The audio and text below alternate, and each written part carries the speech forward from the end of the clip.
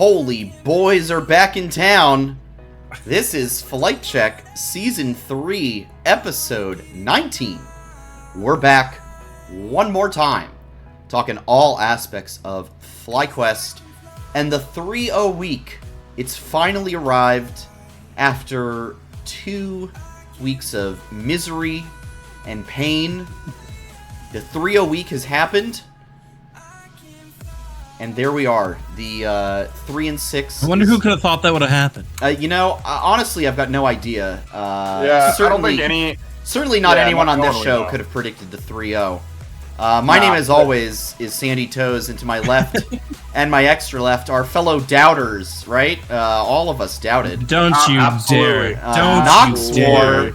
Don't you dare put me down like that. Curly Double Q, flagrantly defending himself. Curly, how did you foresee the 3-0 week? Talk to us about that. I mean, we talked a little bit about it last week, but tell us again, in your own words, how'd you come to this conclusion? I mean, like I said, the first thing is that it can't happen, so it must happen. No one would have predicted it, therefore is the most likely thing to happen. That is it. Indeed. You know, pure chaos. But on top of that, like, I expected that this was the week where everything would finally click together. We'd address our issues, and we'd be able to work on making our goal as a team. And in every interview that happened after every game this week, where it's like, all right, how'd you bounce back? That's kind of what it sounded like happened. The team finally has a groove and is performing on stage like they should be performing. Yeah. So really, I think we should just be expecting a great performance for the entire rest of the split. Yeah. No, I'm in agreement. I feel like the thing I felt about this 3-0 was it felt very important, actually, that they did not drop a single game because of the momentum that it really creates and the confidence that it gives every single player to not drop the games, even some of the more banger games, if you will. Not a single one dropped, and that just fills you with so much confidence and momentum to be able to say, hey, yeah, we're 3 and 6, but we are legitimately tied for 7th. We are in playoffs if it ended today, and there's a lot of wiggle room for us to move further up the standings and not start out in the lower bracket. So I feel really good about where we are right now. Knox, a few banger games, like I said. Some close calls, especially that TL game was touch and go at times, but we got it done. How are you feeling about the 3-0 this week?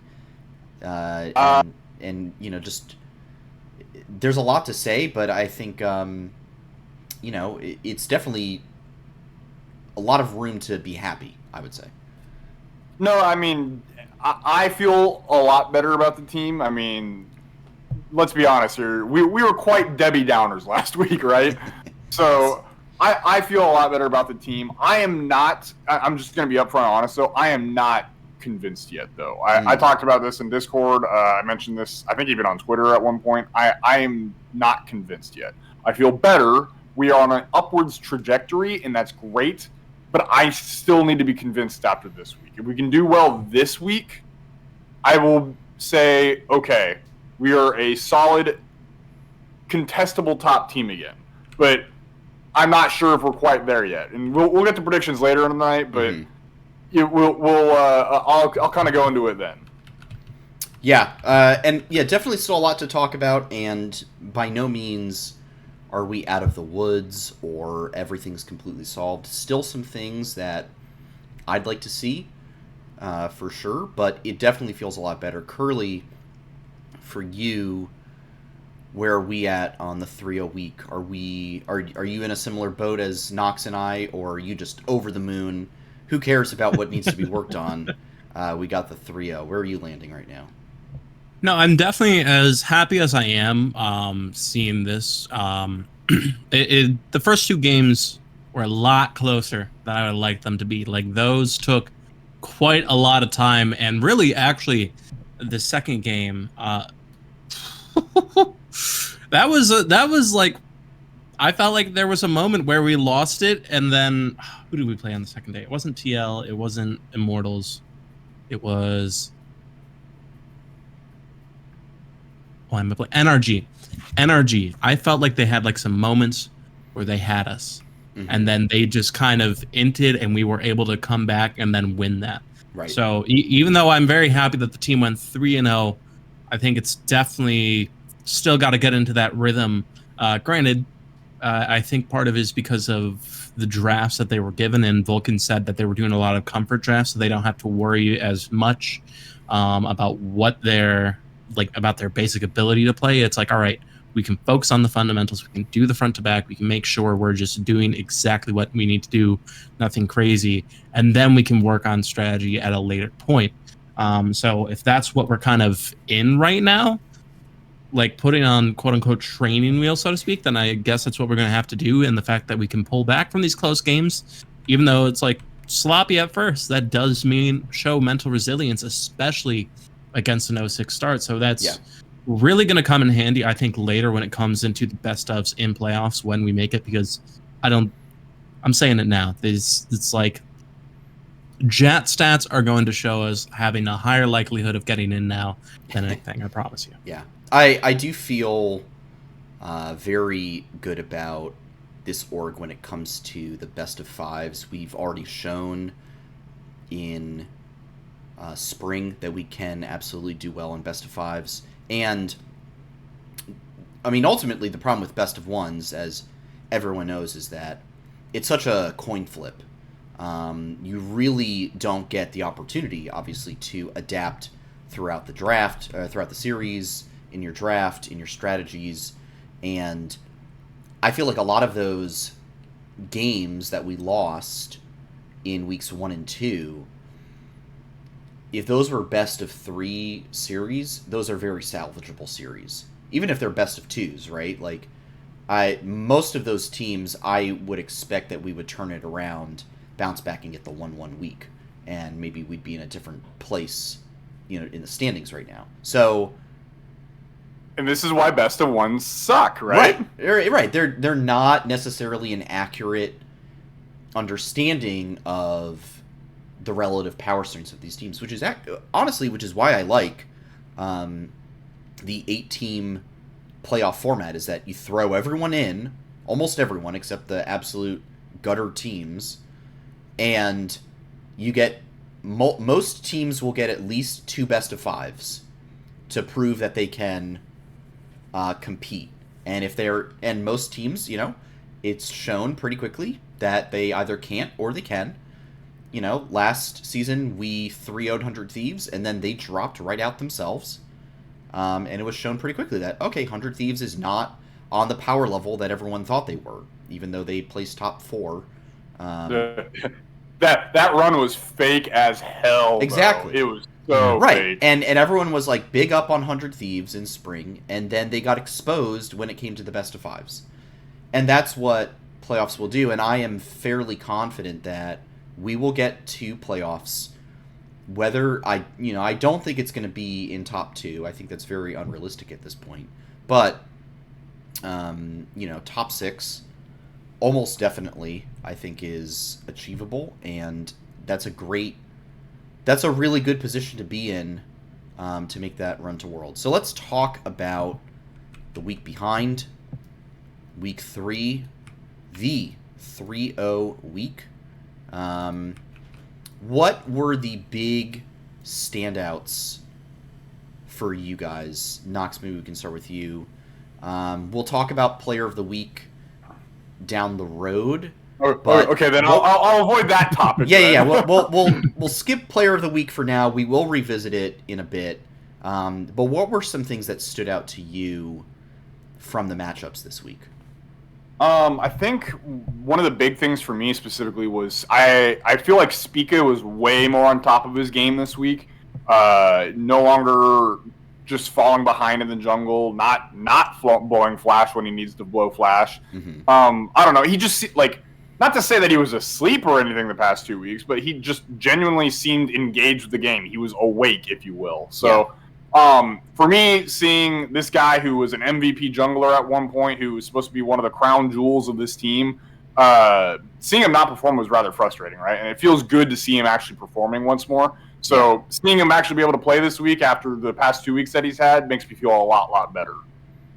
Yeah, no, I completely agree. I felt like he definitely had a good turnaround, and he was looking a lot stronger coming out of this week.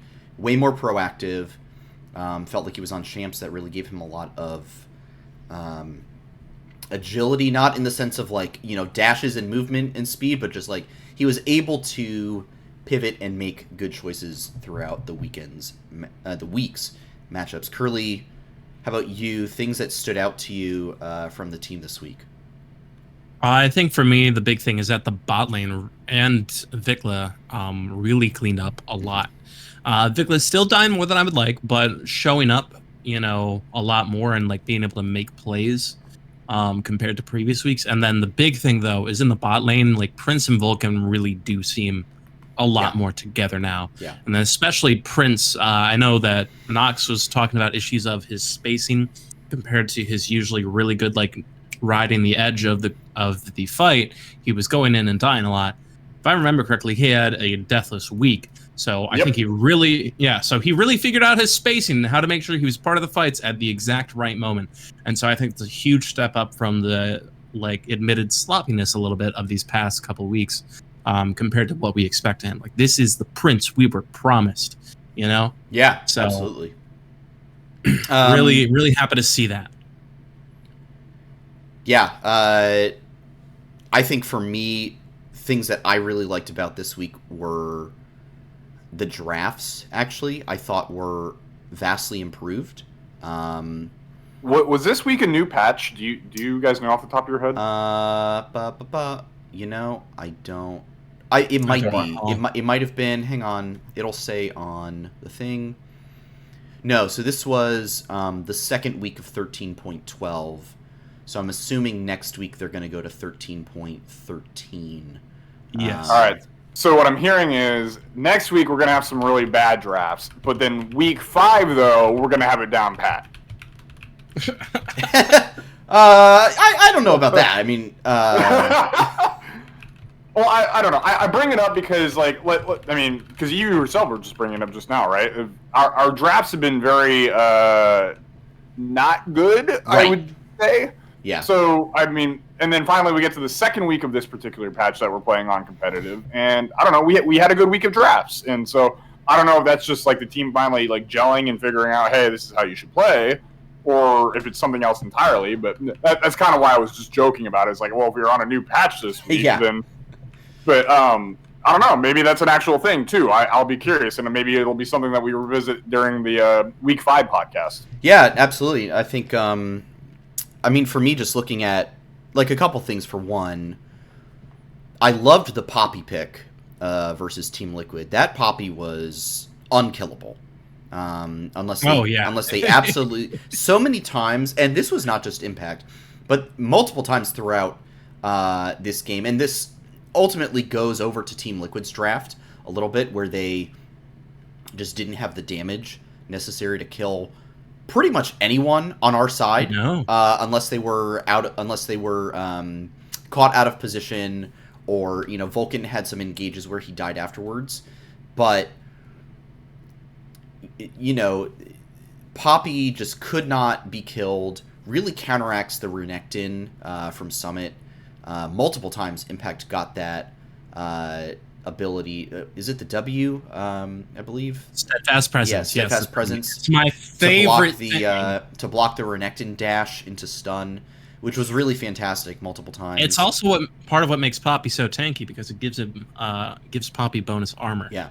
Also kind of helps with the Ahri a little bit as well, and even the Vi. Yeah. So it's like great against 3 of their champs. And like, I know we ended up going double AD, or like a full AD comp, both versus TL and NRG.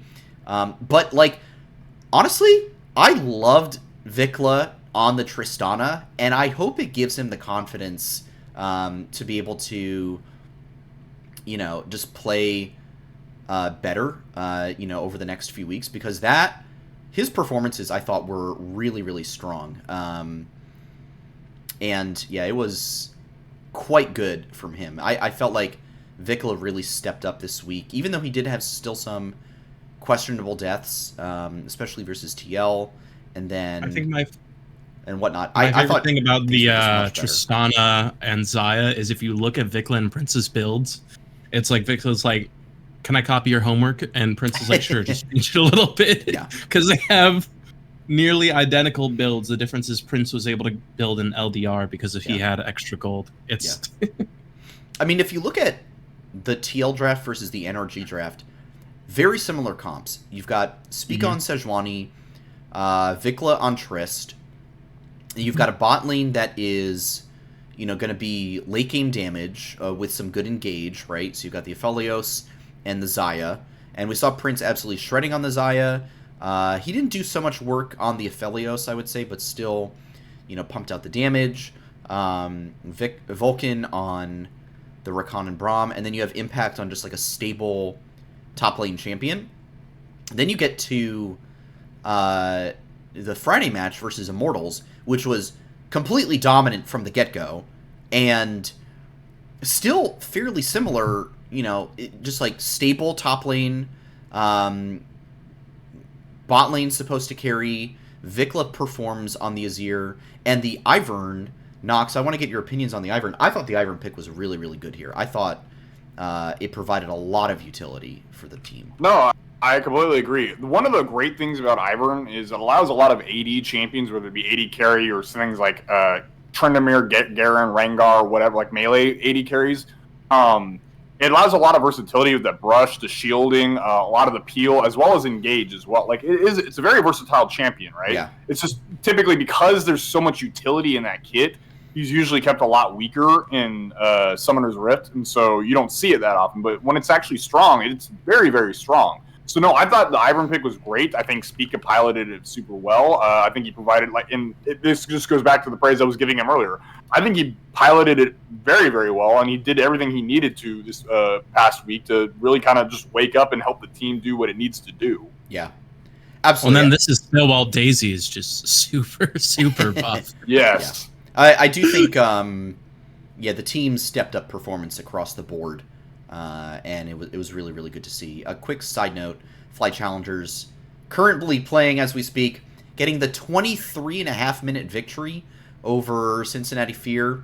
Masu 11-1-8 on the Jinx. Spirax 10-1 and something on the Kaisa. Ooh. Absolute beatdown from those guys. Spirax started that game 4-0-1, by the way. Yeah, we'll get on to the Challengers team later on tonight. That I is just want insane. to keep you all updated as to what's going on there. Some absolutely crazy gameplay coming out from them. All right, so 3-0 week, feeling a lot better about things. Let's talk about...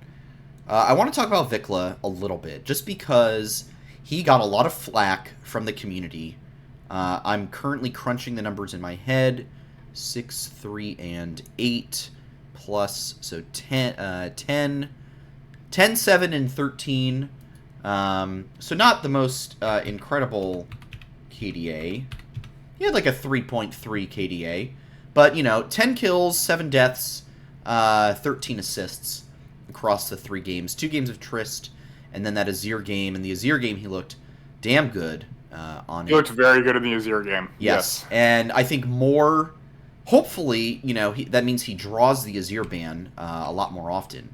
But hopefully we can get him on that Azir a little bit more. Does really look like a good champ. Even the Triss looked like a good champ. I thought that Vikla really stepped up this week. Absolutely. And played a lot better. Yeah, Curly. I mean, this guy got a lot of flack the first couple weeks for his play. And, yeah, I mean, how do you feel about how he really stepped up this past week? I mean, number one, my fantasy team is very happy with him for stepping up. But honestly, this is what I was really hoping to see, because this is the kind of performance I'm used to seeing from Vikla back in spring. Yeah. He is a relatively aggressive player. He does have the audacity to make plays, and he gets kills and secures objectives because of it. Like, this is what you want to see from the Korean Rookie of the Year that you imported, you know? And so I'm really hoping that as like he carries this forward, he carries his confidence forward, and as him and the team are able to communicate better, I think that's a major part of why he was able to show up the way he did, because from what it sounded like is particularly Vulcan saying that Vikla said he was like a rap god. You know, it's like with their different knowledge of English, Vulcan talking too much would kind of hold Vikla back. And so being able to simplify the communication, Vikla's able to just get in the zone on his own, understand exactly what he has to do. And so with that understanding as the team goes forward, I'm expecting it to be another competition between Vikla and Prince for player of the game like it was a lot in spring. Absolutely. Yeah, Knox, how do you feel about Vikla's performance this past week? So, okay, I'm gonna be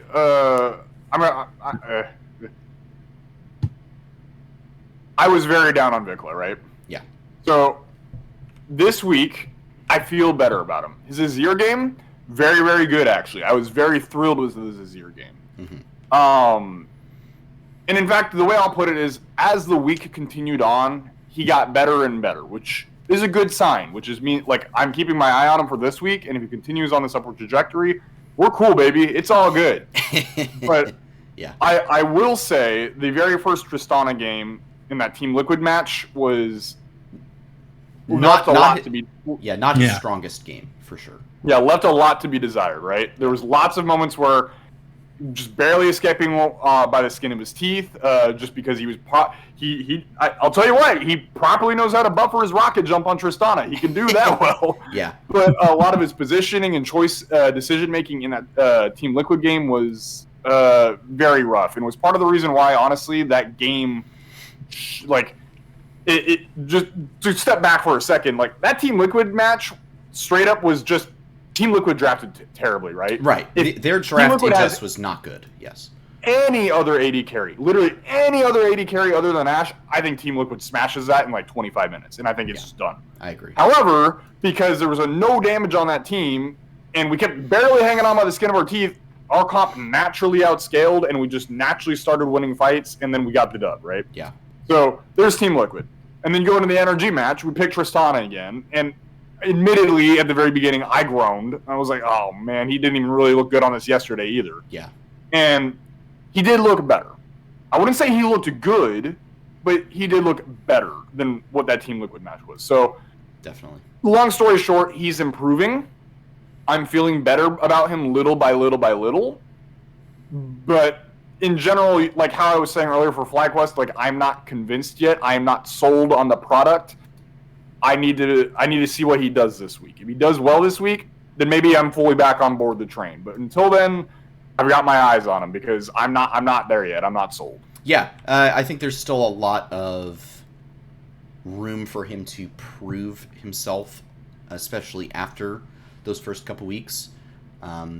Like I said earlier, though, I really think that confidence is a huge thing for Vikla, and I firmly believe that the 3-0 week, the outside the game feeling in the office, when he's sitting at home by himself playing solo queue, that goes a long way towards your mental and how prepared you can be to play. Your belief in yourself or disbelief in yourself may prevent you from making the play that is necessary to get a lead, to press an advantage, or to even win a game. So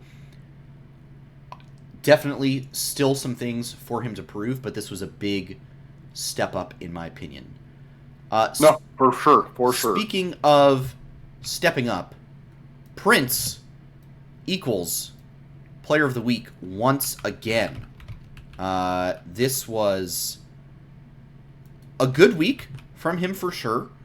A little bit of controversy, I will note, about Prince getting Player of the Week. Some folks out there have some differing opinions. I know folks on this show have some opinions about who maybe should have received that Player of the Week award. But let's just examine, just to start, how he did this past week. So we had a 405 game on Zaya, a 104 game on Aphelios. So we've got 5-0-9, and then we've got 503 on Aphelios. So 10-0-12. Deathless week in the 3-0 week for the gang, which, to be fair, Spica only died one time, I think. He died... Actually, no, wait. Spica went deathless as well. So deathless is like, it is what it is. But 10-0-12, definitely some flashier plays. His Zaya play versus TL really comes to mind immediately. He gets Player of the Week, but I feel like there could be arguments made for a couple other players on FlyQuest, namely Impact and Spica. Both really, really looked good this week. And Nox, I know that you, in particular, have an opinion on one of those players maybe being the standout.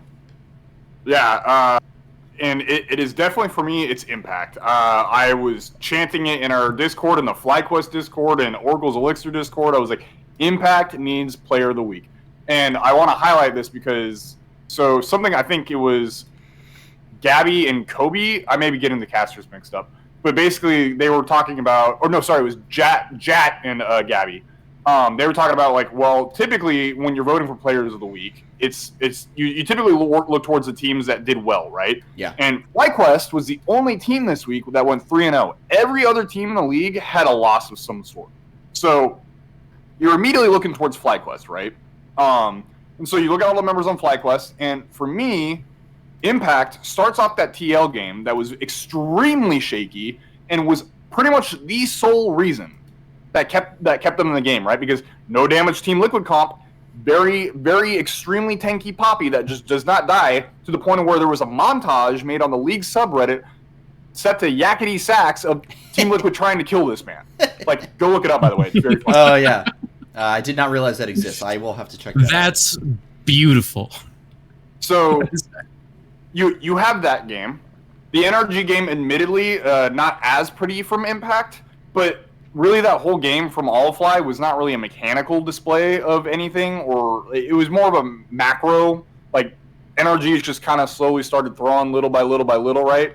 So there wasn't anyone really super special in that whole Fly squad in that particular game for me personally. Right. And then if you look at the Immortals game, like, yes, Prince went 5-0-3. Yes, he had that really sick bot lane fight where he just got a couple really, really clean kills. But Impact was putting so much work in topside against Solo's Cassante. He was down like 30 CS, had like 4 kills, if I recall correctly, by like 15 minutes. And like, he was the one who just got the whole team rolling in that third and final game, right? Yeah. So for me, it's like Prince had like 2 very flashy moments in between the Team Liquid game and the Immortals game. But then you had Impact, who single-handedly, in my opinion, kept FlyQuest alive in the Team Liquid match, and then very quickly got the whole FlyQuest squad ahead in the Immortals one. And then the NRG one just is kind of a wash for everyone. So for me, I mean, Prince did his job, and he looked good doing it, but Impact was the real MVP and Player of the Week because he was the one who got FlyQuest these dubs, in my opinion. Yeah, it does feel like in some way the voters, and I'm not saying this is exactly what happened, but it does feel like in some way the voters looked at, oh, hey, FlyQuest, they're the team that went 3-0 this week. All right, let's scroll down. Oh, Prince. Yeah, he's the AD carry. Oh, he went 10-0-12. Okay, yeah. Oh, yeah, he had a couple flashy plays. Cool, yeah, we'll go with him for Player of the Week. I guarantee you, if Impact had a more flashy play outside of just running away from Team Liquid, the man gets Player of the Week. Well, because it's just running away. if the man plays, something other than Renekton or Poppy to... Like, the Poppy's fun, right? But, like, Renekton is such a... not a boring champ, but such a, like... Okay, we see this champ all the time. It's not like he's rocking up there, pulling out the Quinn, the Malphite, the Cassante, stuff like that. It's like, okay, it's Renekton, it's the Croc. Okay, everyone plays the Croc. It's not, like, anything special. But I agree with the point that to be so stable consistently 3 games in a row, except maybe the NRG game, it wasn't his strongest. Definitely should be in the conversation. And the fact that he basically drove the game forward versus Immortals, 6-1-8 in that game, really dominated solo in the top lane. Yeah, I think there's a really good argument to make there. Curly, go ahead, Nox, and then Curly. I want to know your thoughts on this. Quick question. So I know Impact got Player of the Game for Immortals.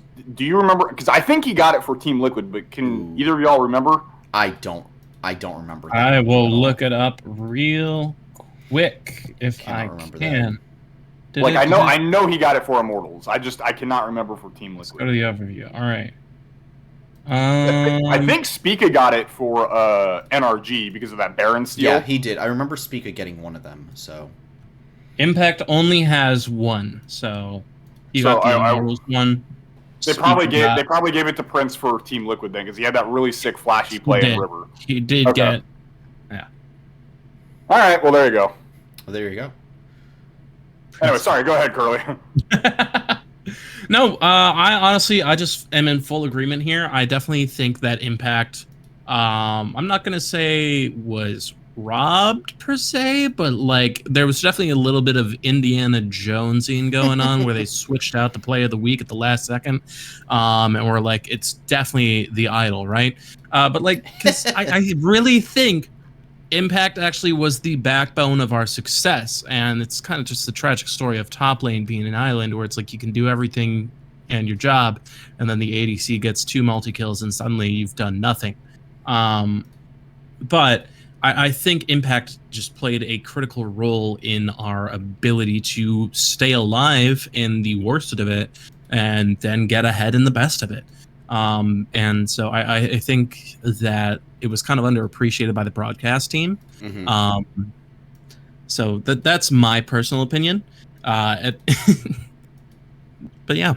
What do you guys, what's y'all's opinions on, possibly throwing out Spica there for Player of the Week? I mean, the guy also goes deathless, 2-0-6, 1-0-5, and I'll note, like, Prince got Player of the Week with a 104 scoreline in that NRG game, right? So 2-0-6, 1-0-5, and then the 1-0-10 versus Immortals. Not a high kill week, but absolutely set the team up for success in multiple ways. I feel like this is at least worthy of a conversation.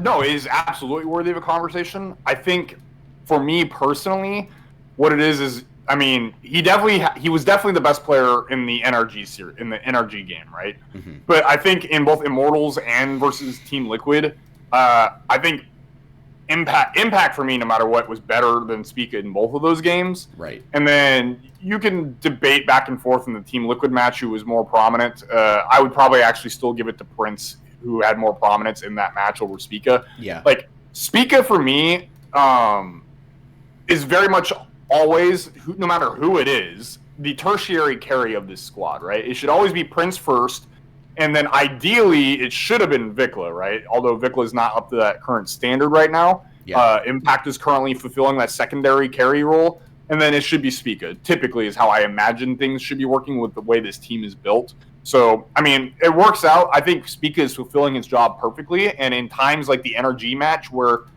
the rest of his lanes aren't living up to what they should be doing, right, he stepped up. He does his job. He does very good, and he should be noticed for that, and he should be rewarded for that, and I think he's doing a fantastic job this week. So, sorry, he's not Player of the Week this week, and it should be talked about, but he is not Player of the Week. Yeah, no, I think that's fair. Curly, how do you feel about those arguments? I think definitely this week he's more of that silent hero type. I mean, going deathless as a jungler is pretty. That's actually a pretty hard feat. Yeah, because you're expected to be present at every objective fight and at every lane at some point, and so there's multiple opportunities for you to die. And if you manage not to, that is impressive.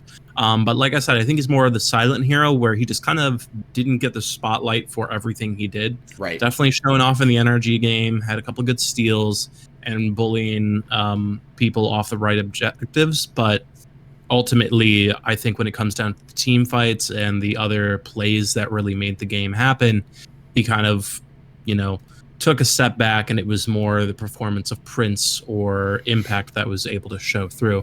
But still, huge. He's definitely up there, and I don't imagine that this was actually like an easy week for people to make Player of the Week. I'm sure potentially, as some of the casters are doing VOD review to prepare, or the analysts are preparing for like the lounge this week, as they've looked at everything again, they're all like, oh, maybe I should have voted Impact. I just had that recency bias with a really good game from Prince, Right. Like, I'm sure it was not a simple decision. No, I absolutely was not simple by any means, but yeah, definitely, a good, great week all around.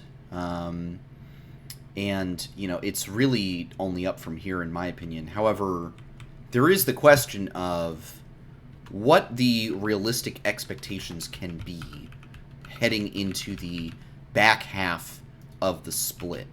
And I think this is important to talk about just because, being realistic, we are 3-6. We're tied for 7th. We do not have the easiest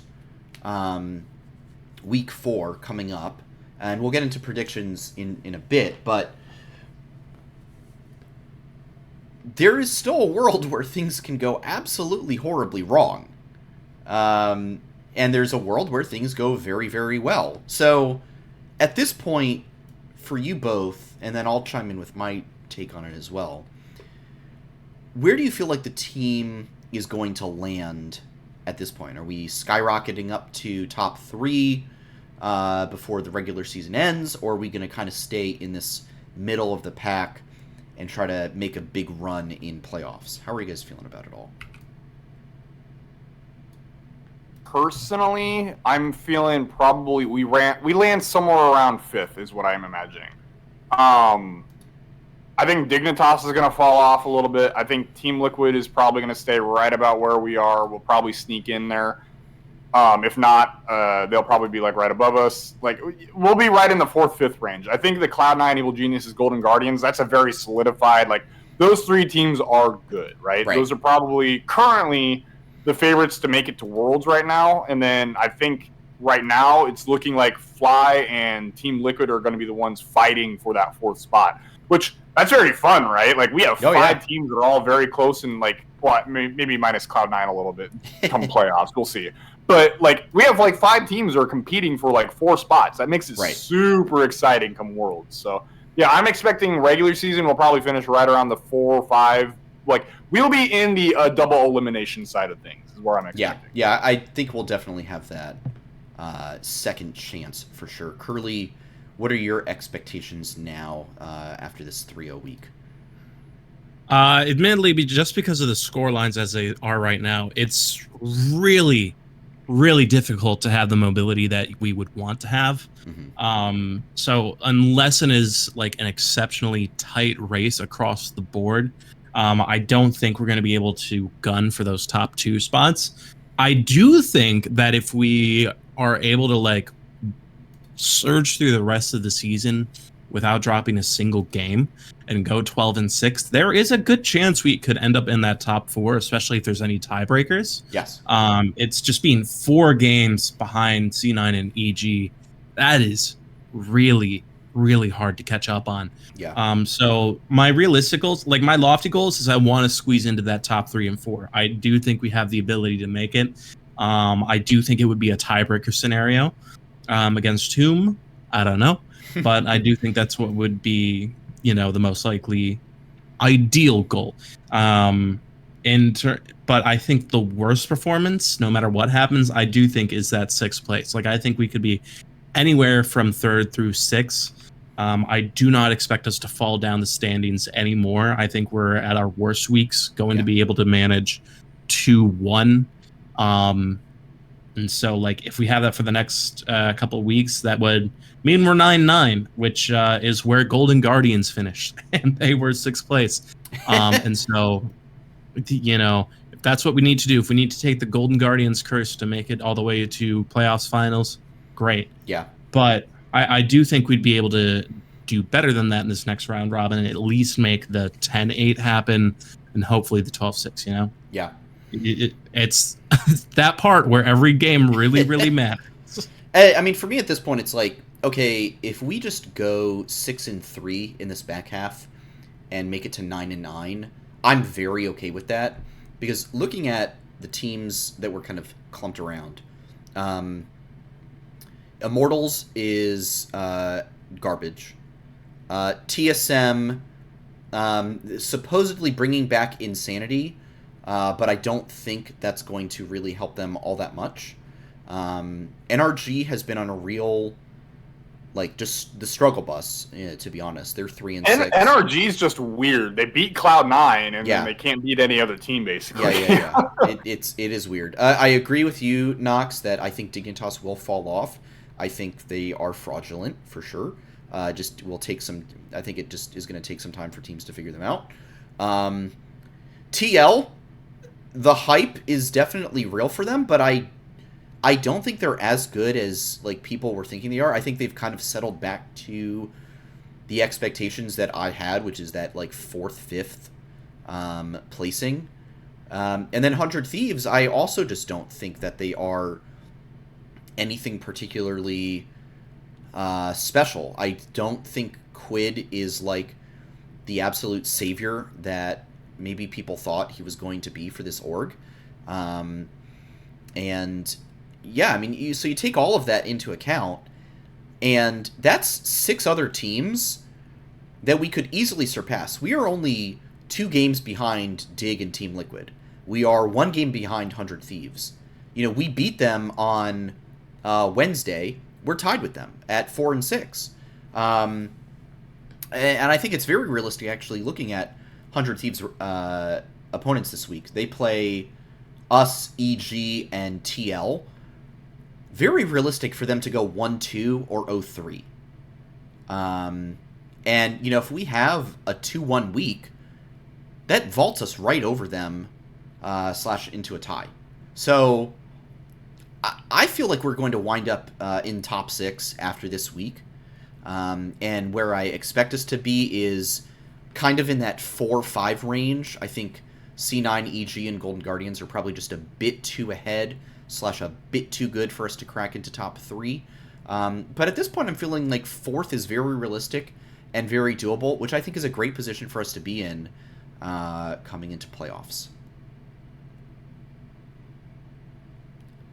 So, all that to say, week 4, it's going to be a pivotal week. So let's turn it over to the prediction side of things. I've got last week's predictions up, unfortunately, so let's get rid of those real quick. Let's see the changes. Let's see the changes. Boom. There it is. Predictions are in. Curly with another 3-0 week. Nox and I a little on the not the doomer side. It's not doom. It's just very on brand for us. It is not quite faithful. It is very on brand for how we feel things are going to go. What's actually really interesting to me is that Curly, you are like ahead of me, and you're tied with Nox as well in the flight check predictions. If you go to the FlyQuest Discord predictions, I do believe I am ahead of you in the overall LCS predictions. So I will take solace. Solace in that I can predict. My overall predictions were wacky last week. I was on something. I can predict 15 games a week just fine once you average it out. But the 3 FlyQuest games, maybe not so much. All right, so here's where we're looking. The 3-0 for Curly, and then Nox and I have us losing to Golden Guardian. So let's tackle that one first, and then we'll go over to the 100 Thieves and Dignitas games as well. Golden Guardians for me, I just still think this team is very, very good. They're 6-3. I will say, maybe the one thing that stands out for me is that I don't know if they're... I've got to look and see who they have beaten. They've lost to Cloud9, Evil Geniuses, and a one-off to NRG. They beat everyone else. So to me, Golden Guardians right now is kind of like that gatekeeper team to like top 2, top 3. Like if you can beat Golden Guardians, then okay, you might have a shot at, cracking top 3, top 4. Because they've beaten everyone below them except for NRG. So they're still very good. River Gory, still absolutely excellent. Licorice has been very good too. So that's just where I'm at. I think a 2-1 week, it's not quite like I'm predicting basically the mild regression where I don't think another 3-0 is sustainable. I will be absolutely happy if it happens, but I'm just trying to be realistic, and I think we can easily beat 100 Thieves. I think we can easily beat Dignitas. Golden Guardians seems to me to be the place where we would drop a game this week. Yeah, I mean, I won't go on too long because I'll let Curly have his spot since he's the one who actually has faith. But no, I pretty much agree with everything you said, Sandy. I think the other thing along with that is I just really want to highlight Gory. I think Gory is currently, even over Jimenez, I think he's currently the best mid laner in the league right now. The man has been absolutely crushing it. Yeah. And I mean, I just had a whole 3-minute long segment about how I'm still not sold on Vikla yet. So yeah. I think in general, I think Gory is going to have a lot of agency in the lane, and so it's going to be up to Spica to try and make sure that doesn't happen. However, you have to keep in mind Gory's jungler is River, and they're one of the best mid-jungle duos in the entirety of the league, right? And so it's just, I don't know, there's a lot of things that are kind of stacking up against Vikla right now, especially when you consider that the one little snapshot snippet I saw of Mark Z's Radar 360 stats, Spica hardly ever visits the mid lane. Vikla has one of the lowest jungle percentages in the entire league, right? At least prior to day 3, right? Okay. So when they were 0-5. So, I mean, granted, that could have changed over this past week, the past 4 matches, I'm not sure. But going off of those previous stats, there's a lot of things that are kind of weighing against Vikla when it comes to playing against Gory. Yeah, I think, the mid lane matchup is definitely going to be a very difficult one for us. Curly, what's your response to that? How do you feel about these points that we are making? See, for me, when it comes to Golden Guardians, there's only one thing that FlyQuest ever has to worry about, and that is Eric Ritchie, the one and only Licorice, the worst breakup we have ever had because he has gone on to have more success against us than we have had against him. But I truly think that he is really kind of the only thing that throws us off in that entire squad. Yeah. I think that when it comes to the rest of the matchups, I think Prince can outshine Stixxay. Stixxay is really good. They're both, I'd say, on kind of equal grounds, but Prince has the ability to, come out on top, especially with Vulcan, and how they looked this last week. Mm-hmm. I think with Vikla coming in to have more confidence, I think if we give him the right champ and the right game plan, he can, at the very least, stay even in lane against Gory, and if not, come out on top. I think Spica, despite how this summer has gone, is a better jungler than River, because especially on the specific champion of Sejuani, because we've seen plenty of game playing from both of them, and I've seen people don't talk about it much because the team is able to perform well enough, but River, for me, misses a good amount of engages with Sejuani sometimes at critical moments, at least in this summer split he has, and that's had a factor in how some of the games have went. And so I think, if we get the Sejuani or take it outright, put him on something else, we can outperform there. It is truly down to how we handle Licorice. And I think, big thing is ban Malphite, and then whatever he does from there, we need to give Impact the best lane he possibly can, I think it truly will come down to how Spica and Impact handle the game against Licorice. Because if we can keep him in check, we can win the game. He is our biggest op on Golden Guardians, nothing else. Interesting. Nox, how do you feel about that one? I mean, no, Curly raises good points on everything. if anything, I feel like the licorice point is kind of like in our favor, Sandy. But, it is 100% in your favor. Yeah. So I guess my only I think the only thing it really shows in your argument is how we differ like theory wise of how like a game should operate. Like you seem very much more like mid to late game operative, where it's like, hey, here's how the engages should work. Here's how like the teams should format, and because you're pointing out like River's like flawed engages and stuff like that, and it's all very valid points, right? Like if you get to the late game and then your jungler's messing up engages, like that's really really bad. Like that can be a game ender, right? I guess I'm a little more early game focused, where it's like for me, I think River's early games have been really really really good and have gotten his team, especially and Gory especially, ahead. And if Gory's ahead against Vikla and Spica, I think that's a real big problem to have for FlyQuest. Definitely. All I'm going to say is that no Nexus has ever been destroyed in the early game aside from T1 and MSI.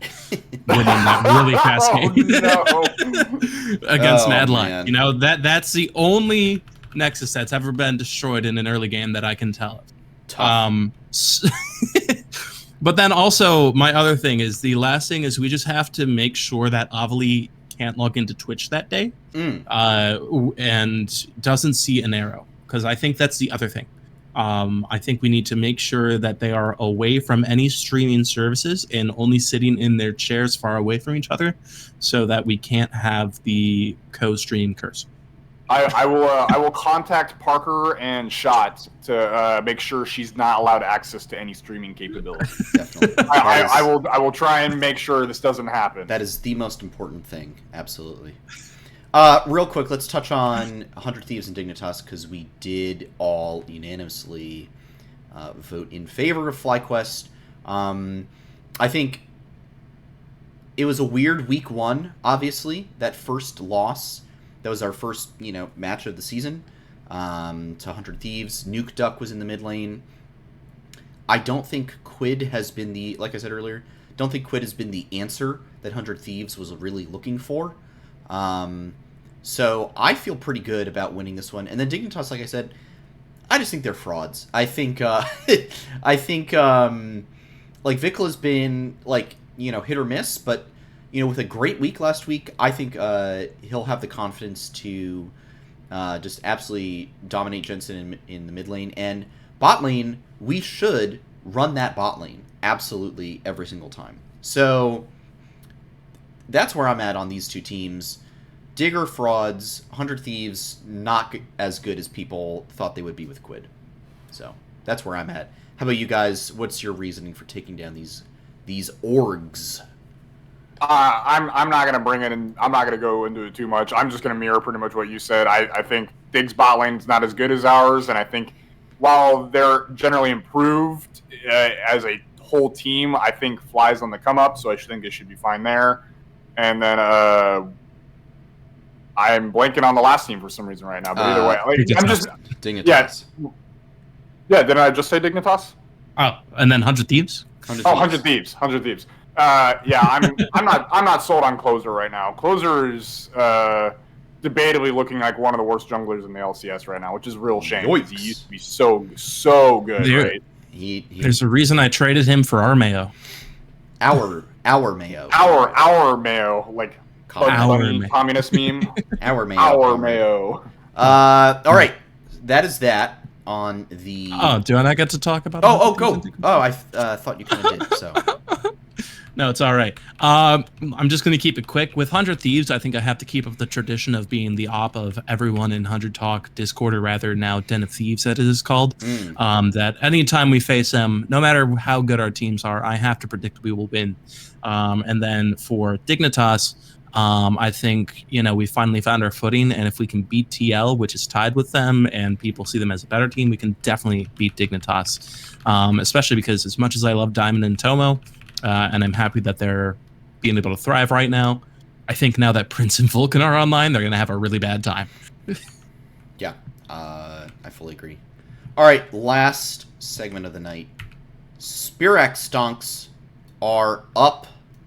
So we move away from the presentation. And if you're watching Fly Challengers right now, Bad turn on the timing, stream honestly. and listen only to us. Bad Do timing. not watch the stream right now. He is currently 1-3-1 on the Karma. Into Look, it's a weird draft. Don't. Shoshi's Azir, unfortunately. I do still. Yeah, quick update. No, I'm getting quick updates in my ear. Broadcast has flipped the names for everyone, so that that is clearly Spirax on the Azir. No way he could be 1-3 right now. No way. Well, he's actually 2-3 now. I think he's going to be 2-4 in a second. Hang on. I'm watching this game like real time here. This is a weird dragged out Drake fight, and it's not. The Drake isn't even up. It is up. Man, if Mossy could just get in there, we'd be pretty golden. He Spirax, lets off an arrow, and no one's nearby. Spirax 2-3-1, which is good news for us. Because we're about to talk about this is not a show where we watch live. This is one where we this is one where we commentate. And then everything that's happening right now doesn't count for this conversation. Every once in a while, Fly Challengers plays while we do the show, so we have to talk while they play. He's been playing real great this weekend. So they 2-0'd Disguised on Saturday, and then 1-1'd TLC yesterday, which is really great, honestly, to go 1-1 with them, considering how dominant they've been. Got that 71% win rate, and then they actually got 2-0 themselves by wild card. So right now, sitting at 14-9, even if they lose this, they'll still be tied for third at 14-10 with Disguised. If they win, tied for second with wild card at 15-9.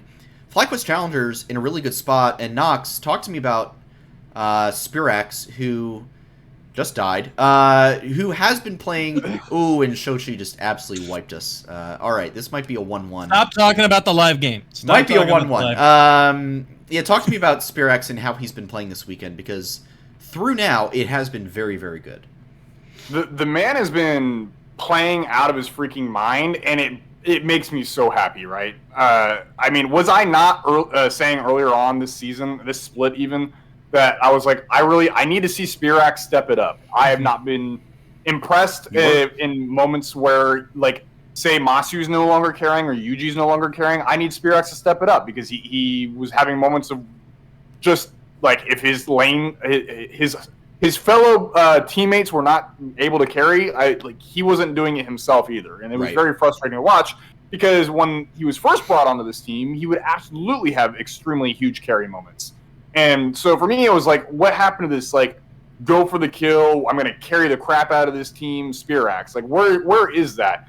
And I don't know if the message was just delayed or slow or what, but it got there finally. And let me tell you, it is great to see. Like, he's playing like a madman right now. I know this game, I mean, we're joking about it right now, but even, like, still, like, this whole week, he's just, I think 4 out of the 6 games he's played has had, like, almost, like, 10 kills each of those 4 games. Yeah. No, he was absolutely... He's been very, very dominant. It's been really, really good to see. The whole team looking solid. At worst, a 4-2 this weekend, which is always a great scoreline. Always want to go positive. And, we're through 4 weeks. There's only 2 weeks remaining, 12 matches. If things continue along this route, let me do some real quick maths here. Another 7 wins, maybe go like 7-5. You could see them at like a 21-15, which would be really great and put them right in that top 4, maybe top 3, depending on how other teams are doing. This is exactly what we asked for from the Challengers team. A squad that has fairly much been together for the last, there were no big changes except for Faisal for Phillip coming out of spring. This is a team that has played together a lot. They know each other very well. Usually and Spirax have played together for a long time now. And this is exactly what we've asked for. It's just solid performances every single weekend, showing that they have what it takes. Masu continues to perform very well, and really make a name for himself, and establish that he should be considered for an LCS spot next season. Yeah, it's funny, man. Like, I don't know what this offseason is going to look like, but there are just 3 solid contenders from this team to be promoted into LCS. And more than anything, after all this talk of like NA talent and like utilizing NACL to like bring up this talent into the LCS, like I really hope these guys get picked up. Like, Yeah, no, I agree. they're just too good, and so it's gonna. I mean, I know my faith in the LCS right now in terms of utilizing these guys is already at an all-time low, but I think I'm going to find a new bottom if like none of these guys are somehow picked up in the offseason, you know? Yeah, no, I completely agree. Yeah, I mean, there's a lot to talk about once we get to off season, and we'll see how the rest of the main LCS squad does. But definitely will be some interesting decisions to be made.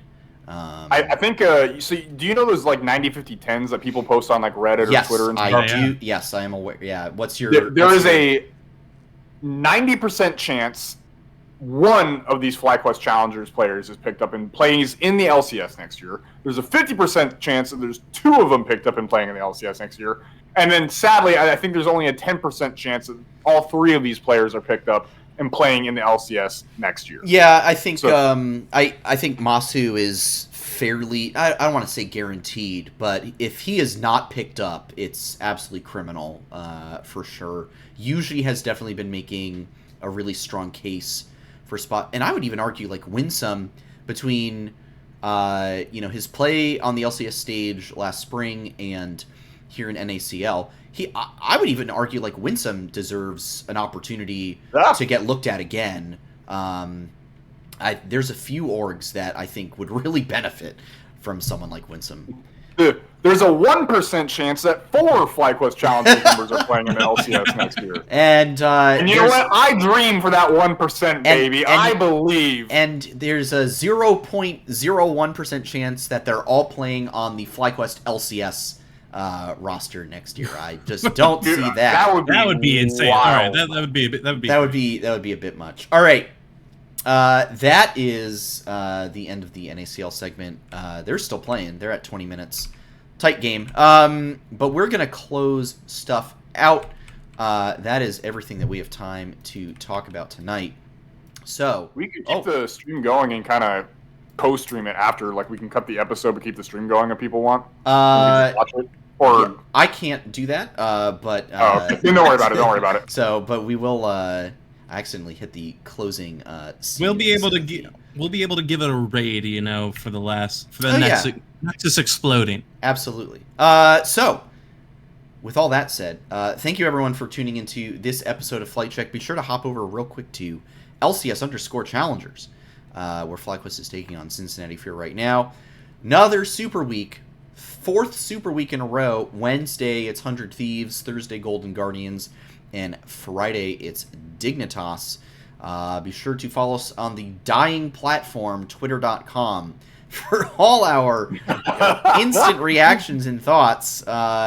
As long as you haven't seen 800 other tweets. As long as you haven't seen 599 other tweets. You only get 600 if you're unverified. No, it's 800. They updated that. They upped it? Okay, that's cool. Because like literally 2 hours after, but everyone spread the 600 one. Anyway. Well, it is what it is. All right, so you get 799 tweets to look at after seeing one of ours for game day. So you can catch the show at Flight Check Crew, myself at Santos DV, Nox at Noxwar with 2 R's, and Curly at Curly_Q_.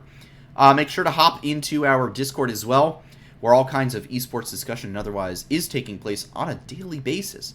It's great. If you missed any part of this episode, VOD will be up on YouTube tonight or tomorrow morning. For watching that, and would like to catch the show live, we do broadcast the episode usually every Monday night, usually at 8 p.m. Eastern Time, right here at twitch.tv/FlightCheckCrew. Curly coming to you first.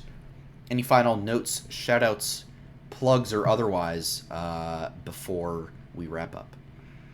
I would just like to shout out the LCS team for really picking it up. and making me look the best out of the co-hosts for truly having faith. And then I would also like to shout out the rain today for giving me some nice fresh water for my money tree prince, which was the only surviving plant from my spring bet, because the other plants literally decided at random points, hey, I'm going to die now. I didn't change anything in my care. They lasted, and then they decided they didn't want to. So that is a shame. You truly do hate to see it. Knox, how about you? Shout outs, plugs, anything you want to the table? Shout out to any. I may be stealing your shout out here, Sandy. I don't know, but shout out to any Pokemon players. Go get your shiny Arcanine. That was gonna be my shout out. So okay, my bad. You know what? I'll stop there. I'll let you finish it off. I'll let you explain how to get to it. Shout out to all the 4th of Julyers. Be careful out there. Please don't blow your hands off. Make sure you have water nearby if you're doing any fireworks of any sort. Just be safe and have a fun 4th of July. EMT Knoxwar checking in right there. That's what you can count on in this show is good, safe, reliable medical advice. You know where to go to for all that. All right, my shout out is going to go to... Yeah, I'll just wrap up the the Pokemon one. So, go to your local Pokemon Center. There's a code somewhere online for a shiny arc. Actually, you know what? You can't get it anymore. You could not get it as of 11:59 UTC, which was like an hour ago. So, you know what? Shout out to the shiny Arcanine that I was able to get. I literally just started my playthrough of Pokemon Scarlet. And I have a level 50 shiny Arcanine, which I think is a bit overpowered for where I'm at in the game, which is not even having caught a second Pokemon yet. So, nice. Doing pretty good. You are going to breeze. I'm gonna just self-impose that I do not use it. That's gonna be a self. Fair. Yeah, I'm just. Well, to be fair, also you can't use it because it won't listen to you. Yeah, it also won't listen to me. So I won't even. I mean, it might if you're really lucky. I won't even make the attempt. All right. That is all we have time for. So we'll be back next week as we start the first week of the second half of the LCS Summer Split. So for now, please stay safe out there. Don't forget to hit the head on the nail, and we'll see you all very, very soon. Adios, everybody. Have a good one, guys. Peace, y'all.